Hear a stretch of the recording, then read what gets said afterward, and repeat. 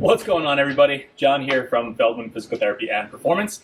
Got a really great and fun video that we get to present today. We get to film it from the beach, which is kind of appropriate because I want to talk today about running at the beach or running on sand. Every time the weather turns for us, especially up in the Northeast, people start going on vacation. They want to talk about going for their runs, continuing their training when they're away, and oftentimes it's at the beach. So we want to talk a little bit today about what to do. And actually a little bit of our take home. So, definitely stay tuned for the end of the video where I kind of wrap up the whole video and give our little piece of advice when it comes to training at the beach, running on sand. A lot of you may not like it. It might be a little bit counterintuitive, but ultimately we think it's really, really good information. And as much as we love giving videos and information, sometimes our job, it just comes with the territory. We have to give the information that people don't want to hear also, right? We have to give you the correct information. So definitely stay tuned for that. And as always, we really appreciate this. So, click that like or subscribe button below. Share this with your friends, especially anybody that's going to be going on vacation. Any runners that you might know that might be headed to the beach, people that really want to enjoy that. So, without further delay, let's get right into it. And ultimately what it comes down to is people want to talk about how can I run at the beach? Is it good to run on the sand? Runner's World, Triathlete Magazine, they put out these articles a few years ago, that says that running at the beach is great for your body because it's a tougher workout and it's going to strengthen certain muscles and, et cetera, et cetera. And yes, that's true. The other thing that we have to remember is running is a game of economy. We say that all the time. Plain and simple, running is a game of economy. You want to make your body as efficient as possible when you're out there running, all right? Your body gets really good at what you train it to do. So that being said, we have to kind of take a look at what happens when your foot hits the ground, right? Now, you need a good amount of rigidity in order to produce force, right? And running is all about producing force. How hard and efficiently can you press into the ground to propel yourself forward, right? Your foot, your ankle hits the ground, and then you propel yourself forward. That's the job of your muscles. And you want the ground nice and rigid, right? So imagine doing a push-up. Now imagine trying to do a push-up on a really big marshmallow. You're not really going to go anywhere, all right? Or if any of you have ever tried to get up on a pool float in the water, it's really tough because you don't have a firm, stable surface to push into. It requires a lot more work from your body. So ultimately, what does that mean for us? The sand is a soft, supple surface. Now, what a firm surface does, like running on the road, running on pavement, running on a packed down trail or carriage trails, the ground actually allows you to push into it and then push back. The ground doesn't absorb that force. So it allows you a surface that's firm enough to push on to propel forward. Now, let's look at the beach, right? The sand is soft and supple. It actually absorbs that energy, right? It doesn't allow you to push into it very strongly. They've done the studies. It requires 1.6 times the amount of effort to get the same job done, running on the sand versus running on a firm surface, right? So right then and there, it tells you, it requires a lot more energy. It requires a lot more energy expenditure, and that's going to come at a metabolic cost, right? So not only does it come as an energy cost, but it comes as a physical taxing cost on your connective tissues and muscles as well. That's why you feel it when you're out there. If you just walk on the sand for any length of time, you're definitely going to notice it. So, those are the really big take homes there, is that running on sand or the beach requires 1.6 times the amount of energy and effort compared to doing the same run at the same speed on a firm, flat, level surface, all right?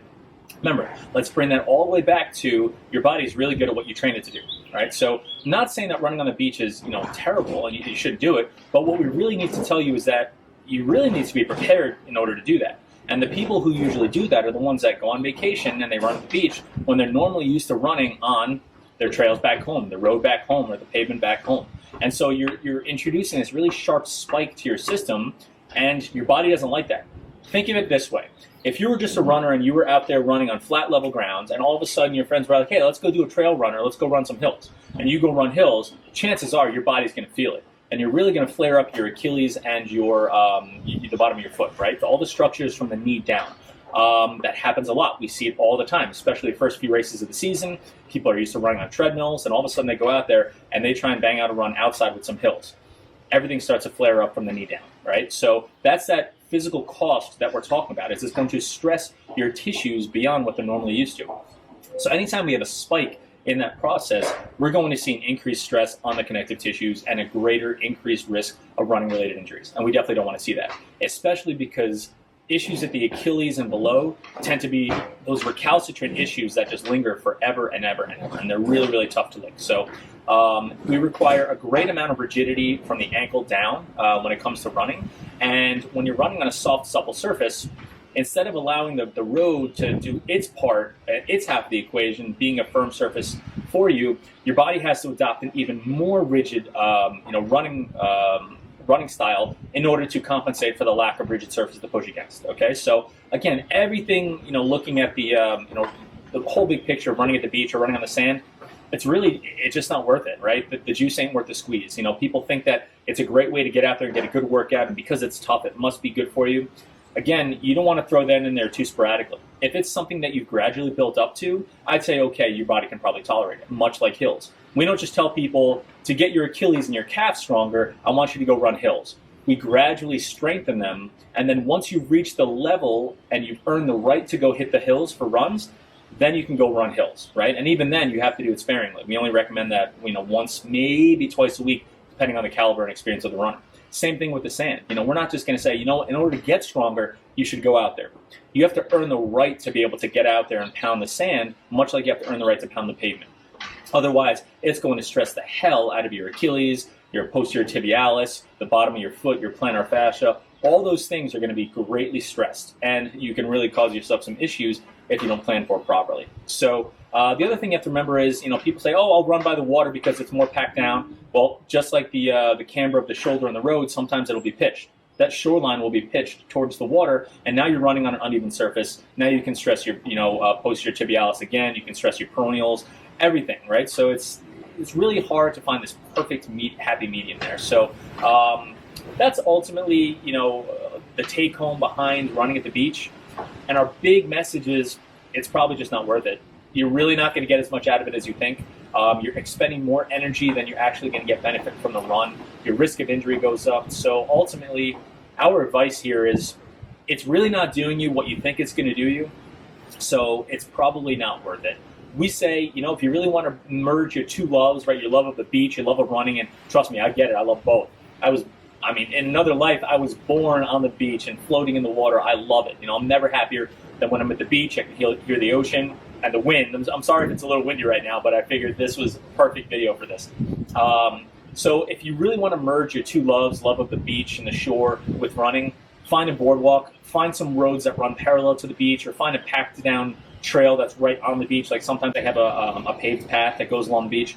Those are going to be your best ways to actually merge those two loves. So that's really our take-home message, guys. Remember that the running at the beach requires a lot more energy on your body. It's going to stress your Achilles tendon a lot more. It's going to stress your calf muscle complex a lot more. And if you're a master's level runner over the age of 35, we already know that your calf muscle complex and below is really, really important. And most people suffer injuries at those areas because they're just not ready for the demands yet. So all in all, it's probably more risk than reward, easily more risk than reward. This isn't even a debate, really. So our advice, it's just not worth it. As one of our friends put it, keep your beach stuff on the beach, right? And do your running on the pavement, or on the packed down trails, something that we're used to. But, other than that, guys, Jimmy Buffett said it's 5 o'clock somewhere, so I'm going to go grab a pina colada somewhere. Make sure to hit the subscribe button. Again, please, if you like it, let us know. And ultimately, we want to know, where are some of your favorite travel destinations? I want to know what your favorite beach is. As much as I love the Caribbean, nothing beats the East Coast beaches here in the U.S. I love the shores, the dunes, and the grasses. So adios from Oak Island, North Carolina, guys, and happy training.